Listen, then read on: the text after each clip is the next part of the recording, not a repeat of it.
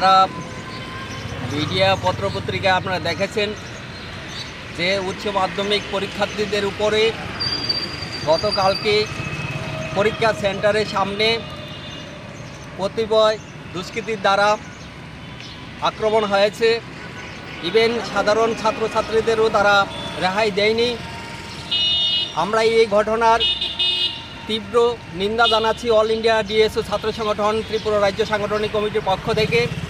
পাশাপাশি আপনাদের মাধ্যমে আমরা এই দাবিটুকু রাখতে চাই যে অবিলম্বে দোষী ব্যক্তিদের চিহ্নিত করে দৃষ্টান্তমূলক শাস্তি দিতে হবে।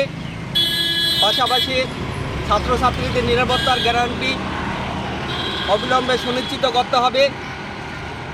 প্রত্যেকটা পরীক্ষা মহলে যাতে ছাত্ররা নির্ভয়ে পরীক্ষা দিতে পারে সেই ব্যবস্থা প্রশাসনের তরফ থেকে করতে হবে।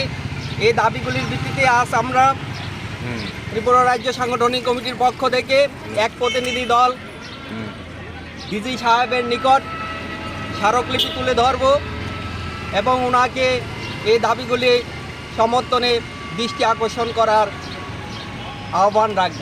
আমার নাম মৃদুলকান্তি সরকার, রাজ্য সভাপতি।